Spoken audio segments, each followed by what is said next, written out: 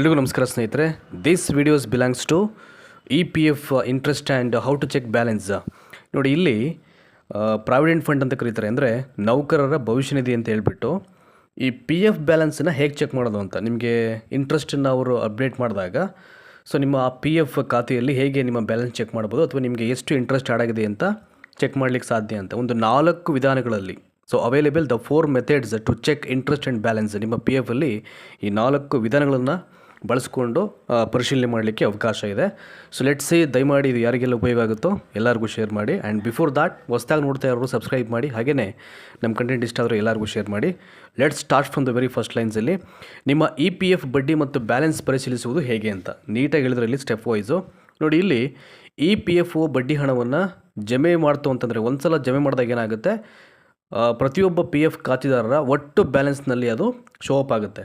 So ನಿಮ್ಮ P F ಬ್ಯಾಲೆನ್ಸನ್ನು ಹೇಗೆ ಈ 4 ಸುಲಭ ವಿಧಾನಗಳ ಮೂಲಕ ಪರಿಶೀಲಿಸ್ಬೋದು ಅಂತ, ಹೇಗೆ ಬ್ಯಾಲೆನ್ಸ್ ಚೆಕ್ ಮಾಡಲಿಕ್ಕೆ ಸಾಧ್ಯ ಅಂತ ಅಂದ್ಬಿಟ್ಟು ಒಂದು ಅಪ್ಲಿಕೇಶನ್ ಇದೆ, ದಟ್ ಈಸ್ ಉಮಾಂಗ್ ಅಂತ ಹೇಳ್ಬಿಟ್ಟು. ಉಮಾಂಗ್ ಆ್ಯಪ್ ಮೂಲಕ ಅಂತಿದೆ. ಇಲ್ಲಿ ಉಮಾಂಗ್ ಆ್ಯಪ್ ಡೌನ್ಲೋಡ್ ಮಾಡಿಕೊಂಡು ಇನ್ಸ್ಟಾಲ್ ಮಾಡ್ಕೊಳ್ಬೇಕು. ಯಾವುದೇ ಅಪ್ಲಿಕೇಶನ್ ಆದರೆ ಪ್ಲೇಸ್ಟೋರಲ್ಲಿ ಅವೈಲೇಬಲ್ ಇದೆ. ನೀವು ಅಲ್ಲಿ ಡೌನ್ಲೋಡ್ ಮಾಡಿಕೊಂಡು ಇನ್ಸ್ಟಾಲ್ ಮಾಡಿದ ನಂತರದಲ್ಲಿ so there is a process, ಒಂದಷ್ಟು ಪ್ರಕ್ರಿಯೆ ಇರುತ್ತದೆ, ಅದನ್ನು ನೀವು ಮಾಡಬೇಕಾಗತ್ತೆ. ಮೊಬೈಲ್ ಸಂಖ್ಯೆ ರಿಜಿಸ್ಟರ್ ಮಾಡಬೇಕು. ಯಾವಾಗಲೂ ನಿಮ್ಮ ಪಿ ಎಫ್ ಖಾತೆಯಲ್ಲಿ ರಿಜಿಸ್ಟರ್ ಮೊಬೈಲ್ ನಂಬರ್ ಅಂತ ಯಾವುದಿರುತ್ತೆ, ದಟ್ ಈಸ್ ವೆರಿ ಇಂಪಾರ್ಟೆಂಟ್. ಯಾವುದೇ ಮೊಬೈಲ್ ಸಂಖ್ಯೆ ನೀವು ಯೂಸ್ ಮಾಡ್ತಕ್ಕಂಥ ಅಪ್ಲಿಕೇಶನ್ಸ್ ಆಗಲಿ, ಬ್ಯಾಂಕ್ಸಿಗಾಗಲಿ, ಮತ್ತೊಂದಕ್ಕಾಗಲಿ ರಿಜಿಸ್ಟರ್ ಆಗಿರಬೇಕು. ರಿಜಿಸ್ಟರ್ ಆಗದೆ ಇನ್ ಕೇಸ್ ಬೇರೆ ಅದು ಆ್ಯಪ್ಸನ್ನು ಡೌನ್ಲೋಡ್ ಮಾಡಿ ನೀವು ಹಾಕೊಂಡಾಗ ಏನಾಗುತ್ತೆ, ರಿಜಿಸ್ಟರ್ ಮಾಡದೇ ಇದ್ದಾಗ ಅದು ನಿಮಗೆ ಅದು ತಗೊಳ್ಳಲ್ಲ. ಅದು ಯಾವುದೇ ಲಿಂಕ್ಸ್ ಕ್ಲಿಕ್ ಮಾಡಿದ್ರು ಕೂಡ ಅದು ಆಕ್ಸೆಪ್ಟ್ ಮಾಡಲ್ಲ. ಅದು ನಿಮಗೆ ಗೊತ್ತಿರಲಿ.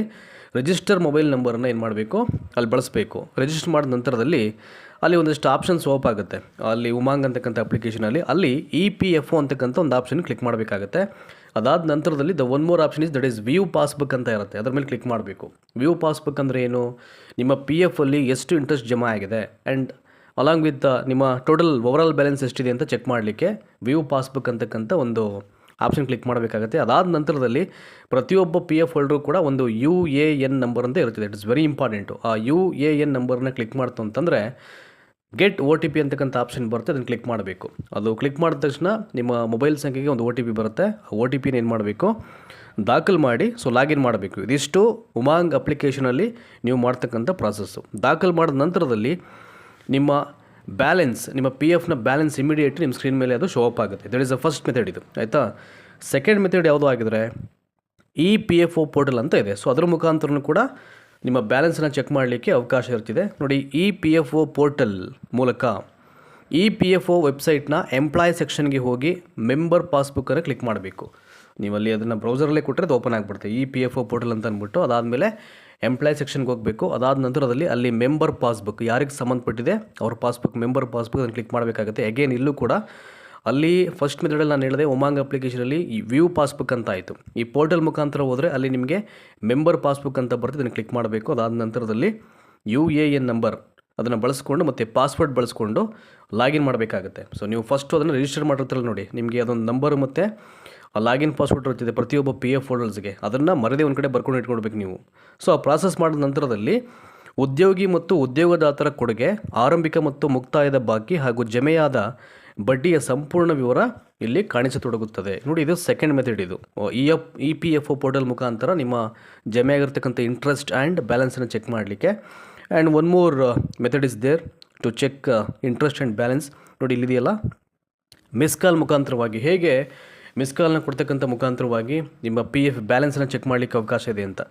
ನಿಮ್ಮ ನೋಂದಾಯಿತ ಮೊಬೈಲ್ ಸಂಖ್ಯೆಯಿಂದ ನೋಡಿ, ನಂಬರ್ ಅವ್ರಿಗೆ ಕೊಟ್ಬಿಟ್ಟಿದ್ದಾರೆ 9966034425ಗೆ ಮಿಸ್ ಕಾಲ್ ನೀಡ್ತಕ್ಕಂಥ ಮೂಲಕ ನಿಮ್ಮ ಪಿ ಎಫ್ ಖಾತೆ ಬ್ಯಾಲೆನ್ಸ್ ಮತ್ತು ಕೊನೆಯ ಕೊಡುಗೆಯ ವಿವರಗಳನ್ನು SMS ಮೂಲಕ ಪಡೆಯಬಹುದು. ಇದಕ್ಕಾಗಿ ನಿಮ್ಮ ಯು ಎ ಎನ್ ಸಕ್ರಿಯವಾಗಿರಬೇಕು. ಅಂದರೆ ಪ್ರತಿಯೊಬ್ಬ ಪಿ ಎಫ್ ಖಾತೆದಾರರಿಗೂ ಕೂಡ ಒಂದು ಯು ಎ ಎನ್ ನಂಬರ್ ಅಂತ ಕೊಡ್ತಾರೆ, ಅದು ಆ್ಯಕ್ಟಿವ್ ಆಗಿರೋ ಥರ ನೋಡ್ಕೊಳ್ಬೇಕು. That is very important. ಅದು ಇನ್ಆ್ಯಕ್ಟಿವ್ ಆಗಿದ್ದರೆ ಯಾವುದೇ ಕಾರಣಕ್ಕೂ ನೀವು ಮಿಸ್ ಕಾಲ್ ಕೊಟ್ಟರೆ ನಿಮಗೆ ಬ್ಯಾಲೆನ್ಸ್ ಶೋ ಅಪ್ ಆಗೋಲ್ಲ ನಿಮ್ಮ ಪಿ ಎಫ್ ಅಕೌಂಟು. ಹಾಗಾಗಿ ಯು ಎ ಎನ್ ನಂಬರ್ ಅಂತ ಏನು ಕೊಡ್ತಾರೆ ನಿಮಗೆ, ಅದನ್ನು ಆ್ಯಕ್ಟಿವ್ ಆಗಿ ಇಟ್ಕೊಳ್ಳೋದು ನಿಮ್ಮ ರೆಸ್ಪಾನ್ಸಿಬಿಲಿಟಿ ಆಗಿರ್ತದೆ. ಅದ್ರ ಬಗ್ಗೆ ಒಂಚೂರು ಗಮನ ಇರಲಿ.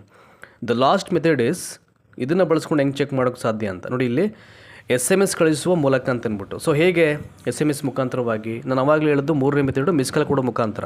ಈಗ SMS ಮುಖಾಂತರ ಹೇಗೆ ನಿಮ್ಮ ಬ್ಯಾಲೆನ್ಸನ್ನು ಚೆಕ್ ಮಾಡ್ಬೋದು ಅಂತ, ನೋಂದಾಯಿತ ಮೊಬೈಲ್ನಿಂದ ನಾನು ಅವಾಗಲೇ ಹೇಳಿದೆ, ನಿಮ್ಮ ಯಾವ ಮೊಬೈಲ್ ನಂಬರ್ ರಿಜಿಸ್ಟರ್ ಆಗಿರ್ತಿದೆ ನಿಮ್ಮ ಬ್ಯಾಂಕ್ ಖಾತೆಗೆ ಅಥವಾ ಬೇರೆಲ್ಲ ಪರ್ಪಸ್ಗೆ ಅದೇ ಮೊಬೈಲ್ ನಂಬರ್ನ ಯೂಸ್ ಮಾಡಬೇಕಾಗುತ್ತೆ. ನಿಮ್ಮ ನೋಂದಾಯಿತ ಮೊಬೈಲ್ನಿಂದ 7788299899 ಸಂಖ್ಯೆಗೆ UAN EPFOHO ENG ಎಂದು ಟೈಪ್ ಮಾಡಿ SMS ಕಳಿಸಬೇಕು ಅಂತ. ನೋಡಿ ಪ್ರತಿಯೊಂದಕ್ಕೂ ಸ್ಪೇಸ್ ಇದೆ. UAN space EPFOHO space ENG ಎಂದು ಟೈಪ್ ಮಾಡಿ SMS ಕಳಿಸಬೇಕು. ENG ಅಂದರೆ ಇಸ್ ನಥಿಂಗ್ ಬಟ್ ಇಂಗ್ಲೀಷ್ ಅಂತ.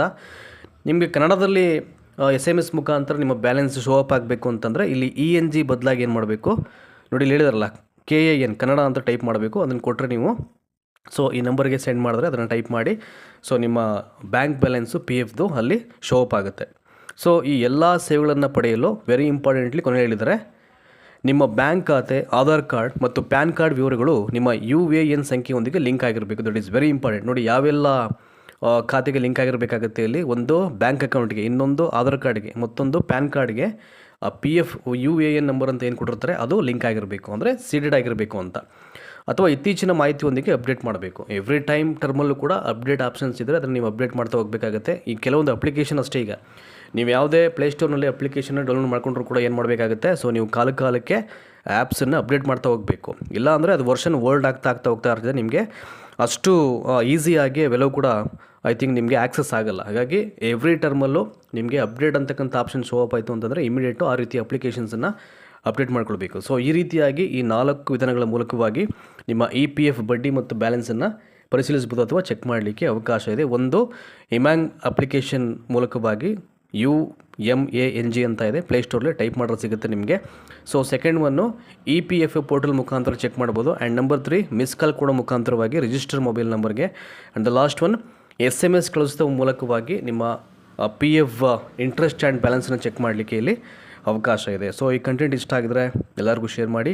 Thank you so much. ಇದೇ ರೀತಿಯ ಮಾಹಿತಿಗಳು ಬೇಕು ಅಂತಂದರೆ ನಮ್ಮ ರಘು ಎಜುಕೇಷನ್ ಫೋರಮ್ ಯೂಟ್ಯೂಬ್ ವಾಹಿನಿಯನ್ನು ಸೊ ತಪ್ಪದೆ ಸಬ್ಸ್ಕ್ರೈಬ್ ಮಾಡಿ ಆ್ಯಂಡ್ ಎಲ್ಲರಿಗೂ ಶೇರ್ ಮಾಡಿ.